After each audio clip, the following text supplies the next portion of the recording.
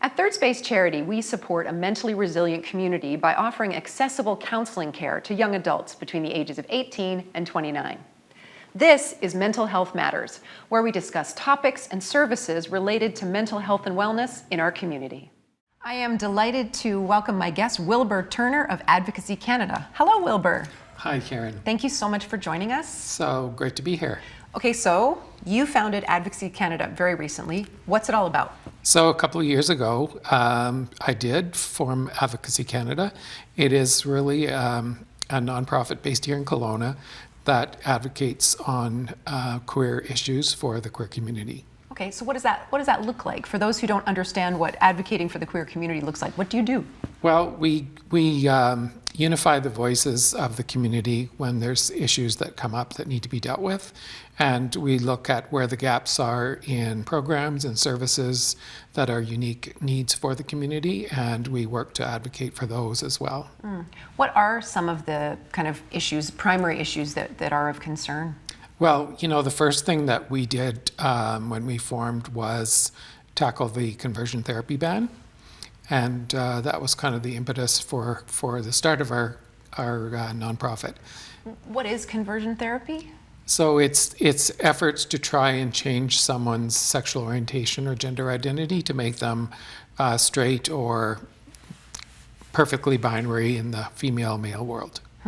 So that's what you started with. You didn't start with something small. No, we didn't.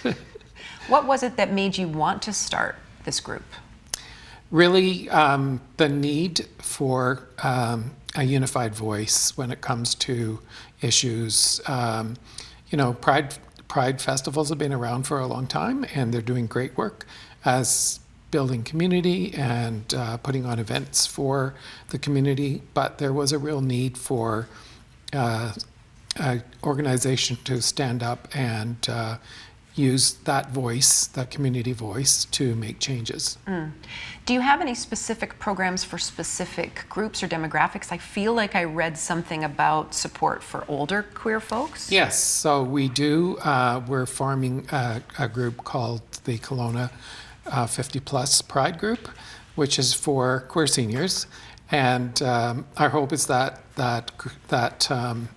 programming will be able to deal with the effects of ageism, isolation, building community and connection, mental health, healthcare, and housing.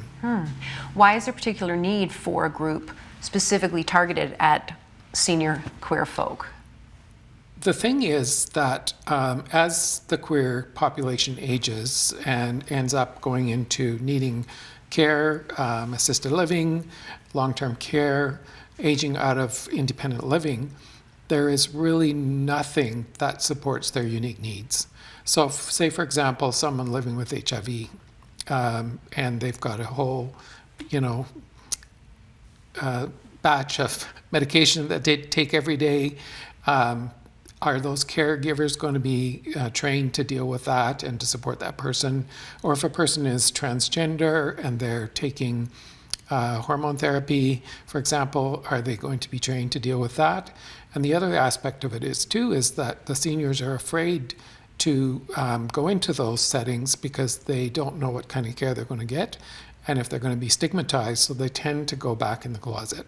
So that's still an issue, stigmatization. Absolutely. You and I both grew up in the 60s and 70s, although we shouldn't really be admitting our age because I'm sure we both don't look as old as we are. Things were a lot different for queer folks back then. Basically, one of hiding and trying not to be visible as a queer person. I grew up in a very sheltered Christian sect that was basically had a lot of hallmarks of a cult. And so that was particularly difficult because of the indoctrination of anything outside of the normal gender and sexual orientation is sinful and bad and morally wrong. And then, of course, in the workplace, you just didn't want to stick your head up because you heard all the jokes, you heard all the derogatory comments about the queer community every day at work, from managers, from in the staff room, in meetings. So you just basically, as a queer person, I tried to stay invisible. I can't imagine growing up in that context and growing into an adulthood feeling like I had to be someone else in order to be okay.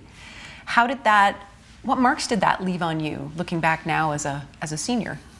Well, for quite a few years after I came out, I actually suffered from a couple of things. One was chronic pain brought on by PTSD or religious trauma syndrome as well, from coming out of that environment.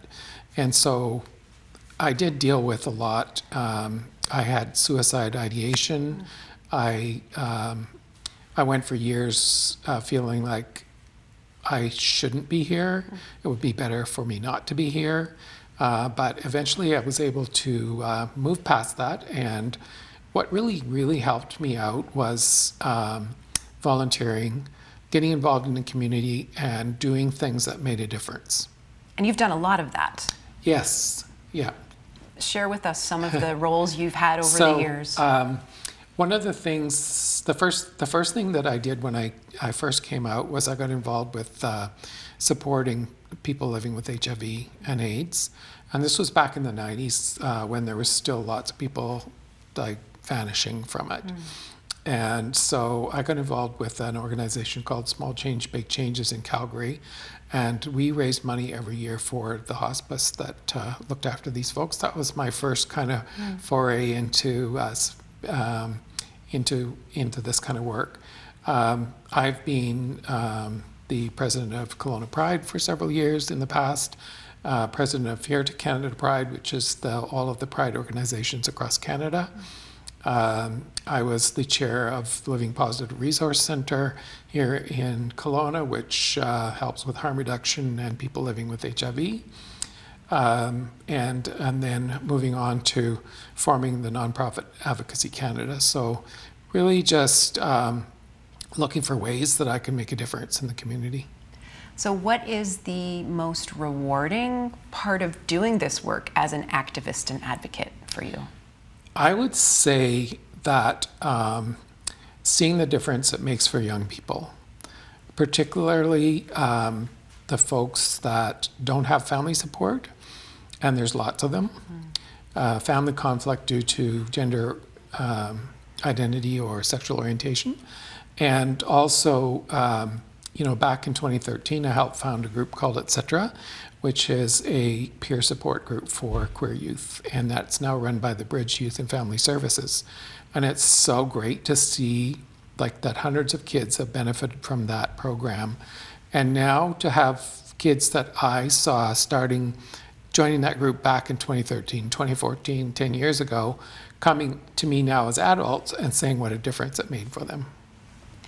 That must be particularly gratifying given what you experienced as a youth and young adult, to see that maybe they won't have to go through the same things. Yeah, absolutely. That's really my motivation, is to try and help, especially youth, feel like they're valued and accepted and loved for who they are. Mm-hmm. So on the converse, what is the most challenging part of this work as an activist and advocate? I think right now the climate of rising hate and harassment and targeted abuse and bullying of the queer community, both online and in real life, like on the streets, the protests that are happening across Canada, the anti-trans bills that are happening, hundreds and hundreds of them in the United States.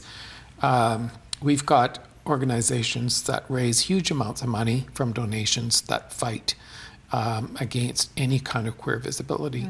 And they are going after our youth in the schools. That's the hardest part right now. What gives you hope in that context?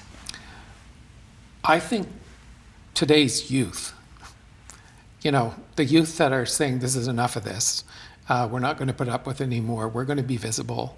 And the youth who are allies, who also see how ridiculous these ideas are, the outdated ideas and the hate, and they don't want to be part of it. Mm-hmm. Why do you think the world needs more people like you? really there's so much work to do. The work never seems to stop, and I don't think there's enough hours in the day for me to do what I want to do. And so I think we just need lots of people who are willing to step up and advocate and make a difference. What would you say to a young version of you currently in a situation where family is not supporting, they don't feel safe, but they know they're not who the world has told them they're supposed to be? What advice would you give them? My advice to youth in that situation is to imagine the future that you want, create the future you want, live into that future, unite with people who have that same vision, that same dream, find people to be your support network, and ignore the haters. When we talk about mental health, we talk a lot about self-care. It's sort of the buzz phrase these days, but it is important. What does self-care look like for you? Because this is hard work that you're doing. It's a lot to take on. Well, I have an emotional support dog. His name is Pancho, and I think that's probably one of the best things that ways to deal with this is just to have a fur baby who loves you. Taking him for walks. The other thing that I do for self-care is socializing, meeting with friends that fill up my cup, and sharing the things that we enjoy in life. What do you do in your day job? Because all this other stuff we're talking about, you do as a volunteer, right? Yes, it's interesting because there's a lot of the haters that think I get paid to do the advocacy work, and somehow I'm getting money from the government for it. Oh, right. Yeah, but that would be nice.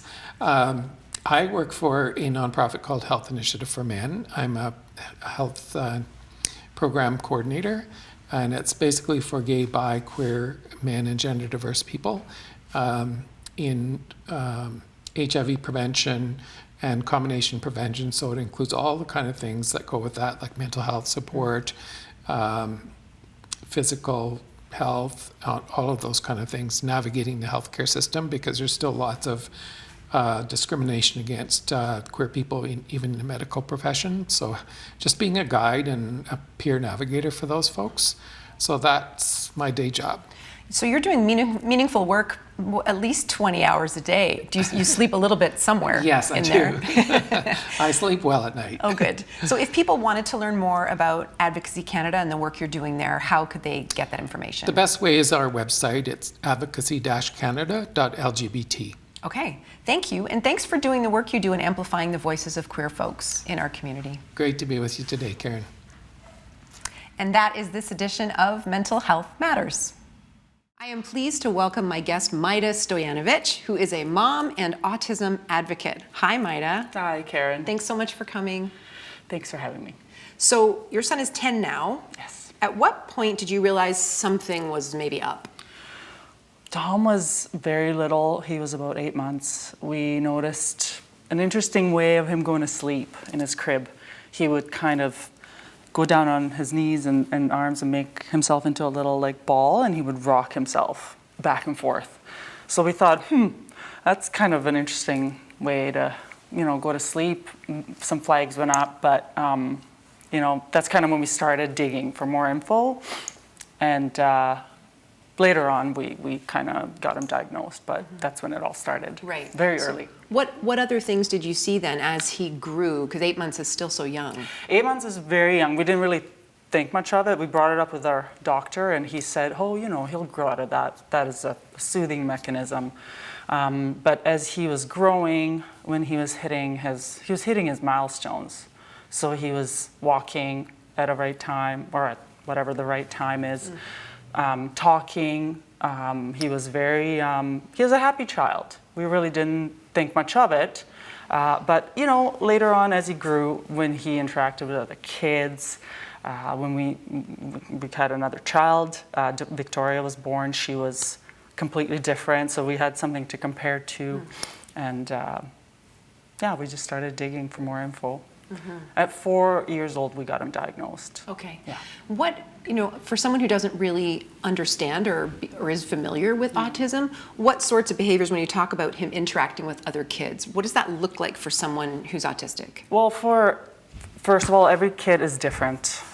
For us, for Dominic, it's a spectrum, right? So there isn't any other kid that is alike to another child with autism. So for Dom, for us specifically, when he interacted with other kids, he just wasn't interested in that play one-on-one. He was more interested in playing with his own toy, sorting things. For him specifically, he would watch things roll down, like a marble on the marble run, or cars going in, circles. Some very repetitive things that he would just be drawn to, versus, other kids kind of sit and play with each other. He would parallel play, so side by side, not really looking at other kids or caring to do what anyone else is doing in the room. What was all this like for you as a young mom to your first child? Exhausting. To be honest, yeah, it was very exhausting to have a child rocking himself, not really sleeping well. He basically didn't sleep for the first 5 years of his life, which is detrimental for development for mom to recover at night, which basically led to low milk production, which stressed me out because I didn't think that I was feeding him enough. And then there's a pressure of only to breastfeed. And you can see how that's a domino effect to, me going into a postpartum or depression of, sorts. It was very tough. And obviously thinking that something's wrong with me. And my partner, we both, kind of had conversations and cried a lot and didn't really go out as much as, other people with their kids. But it was very, very stressful. And then when Victoria was born, what was that like for you? Because now, you probably hadn't slept much in the last few years. Yeah. What was it like to now have another newborn and to be having these realizations that was a very different experience? Oh, for sure. Dom was 18 months when Victoria was born. Okay. So they were close together. And at 18 months, we really, again, didn't know it was autism. I don't know if I would have another child if we did confirm that at that early stage. But Victoria was, straight out of the hospital, drank. I knew different at that point. I introduced formula. I said, I can't do this again. I'm going to supplement. I'm going to do the breastfeeding. I'm going to supplement. I'm going to do everything that I didn't do with Dom. I'm going to just give her the best, chance at sleeping and developing, and which again I felt guilty for, as if I didn't do it with Dominic. And Victoria slept. I put her down. Within a minute, she would go to sleep. She cried at 2 a.m. to wake up for a feeding, and then she went to sleep again till 6 a.m. It was like night and day.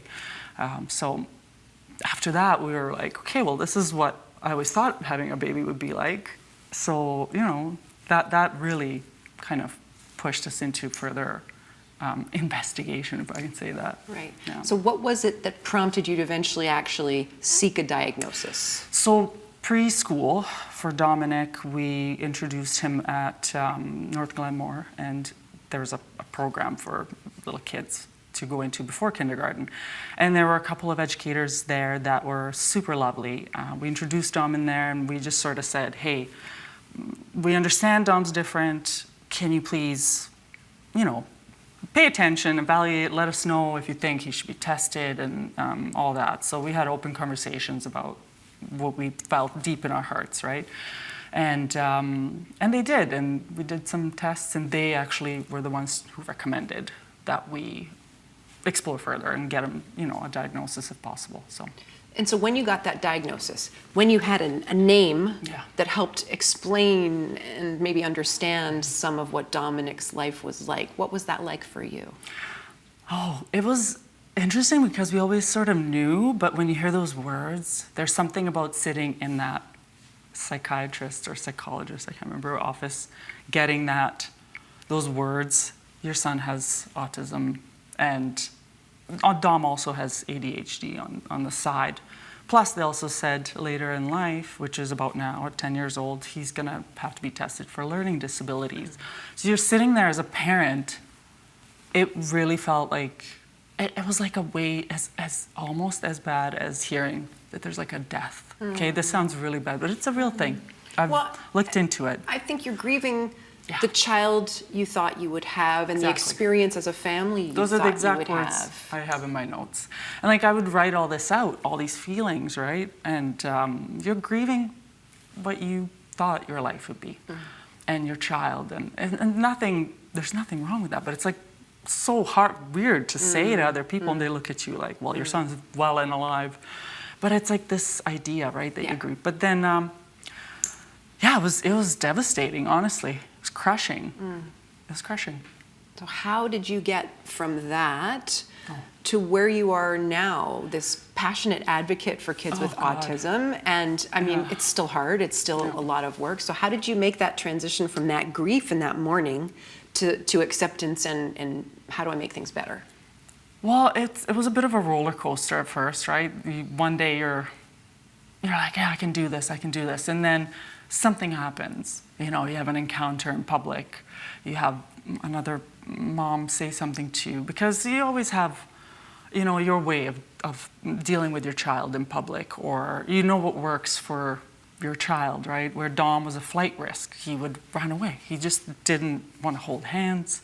He was just, so you put him out of the car, you can't leave him for a second, he's gone, right? So I used to get the looks and the, you know, comments and whatever. But then over a certain time, you kind of, as a child grows, you know more, you do research, you see that your child is, you know, he is who he is. He's a wonderful person. Dom is truly the happiest kid. Like, you've met him, and he's definitely like the brightest sun shining, smiling face in the room always. He has his own path, and I realized that you can't change him. You kind of have to roll with what he kind of has set out for himself, and just hone it in and give him the support that he needs and seek out the best, environments for him, and just go on that path and see where it goes, right? And I think the people that love you will support that and kind of stay along the way, and some people have fallen off along the way. You know, it's a tough one, because for Dom, now that he's older, I see it in him that he knows that he's different. You know, he's noticing sisters going to sleepovers. He's not. He can ask now. He talks a lot more. It's an interesting path. So like I said, I'm still on the roller coaster. I just know to deal with it a little better. My husband and I have conversations, you know, about how we're feeling, where we're at, almost daily. Like, just checking in. How you doing? How you doing? Do you need anything? You know, there's a lot of that. How did friends and family react when it was clear this was your family's reality? Most, you know, already sort of knew, because I was always open and honest about what we're dealing with and going through. Most are very supportive. You know, I come from a old school European family. People thought that autism just all of a sudden appeared, and that it's not a thing, or, you know, it took a while to kind of explain and just support and understand, I guess, now that there's a label. But they all love and, you know, understand Dominic for who he is, and it's an interesting kind of shift in life that happens, right? You realize kind of what things are important, what's not important. We moved from a certain house with no yard to like a larger property where he can just run around, and friends come to us rather than maybe us going to them. It's just it was definitely an adjustment. Sure. What has been for you the biggest reward as a mom of raising a child with autism? Well, for me as a mom, it's taken me a while to, again, get to a point where, like, I'm like, yeah, this is a good thing, because it's changed our life perspective. My husband and I really just focus on our family and what we what we kind of have around us. It's forced us to slow down, which is a good thing. Again, I've used to always, my career was very important, go, go, go. And it's really shown me what's important and what really, matters. And I mean, it seems like you've used the experience to influence some of where you do put your energy in terms of activism and advocating. I do. I just found it as a parent, for me, it was really helpful to get involved in the things that Dom was going to. For example, when you get a diagnosis, you have a choice. You can put your child into a certain program. There's like a million decisions to make, and that in itself was an issue. But where we chose to put him was Vista Academy, and Vista is a small school here, an autism school in Kelowna, and they really needed support. And I had a marketing background, and my son's now diagnosed going to Vista, so I joined the board. I really was interested in making those decisions. Just wanted to learn more. That was my main goal, was to learn more about autism, but also it became something that I know people didn't know much about. And it's only been 10 years, but I feel like it's made, autism is leaps and bounds. Like every year there's something new, something different. Totally. And more people know about it. So for me, I just really felt better about being a parent involved in my child's, schooling and those sessions that he's in after for behavior and all that stuff. Sure. So you talked quite a bit about how this has affected you and your mental health. What do you do for looking after you, for self-care? A lot of walks, a lot of Pilates I've been doing a lot lately, and we go back, and I've always been active, but an outlet is so important for me. I talk a lot about my son, my family. I'm not shy about how I feel being in postpartum for both kids and some depression. It was important for me to tell my husband, to tell my parents, to tell. I didn't want to be just in my room embarrassed about what's going on. So that's what I do. I'm very active. We have a bit of a garden now. I go out there and get my green thumb going, and the kids get involved, and it's basically been my savior. I do read a lot. Still learning about autism all the time, about other people's experiences, and what I could do better as a parent, and it helps me. Totally. Yeah. And I have to say, as someone who's known you for a long time, it's been a privilege to walk with you a little bit through this journey since you had your kids. Thanks, Karen. Same, likewise. What advice would you have for other parents out there who might be in those early phases of struggling with this? The advice is, as hard as it is, because most parents, like myself, I've realized that they all struggle, right? We all struggle. You're not alone. Seek help. Talk to other parents if you're up for it. If not, seek mental health help. Talk to professionals. I know Third Space has great professionals there. Just talk about it and get involved, like I did. Just get involved in your child's life, and whether it's a school or volunteer at school. See what they're doing with your child. Advocate for your child. And just support other parents and learn more about the situation, and as opposed to judging or going that route. Right. So, great advice. Thank you, and thanks for joining us today. Thanks for having me. Thanks for watching Mental Health Matters.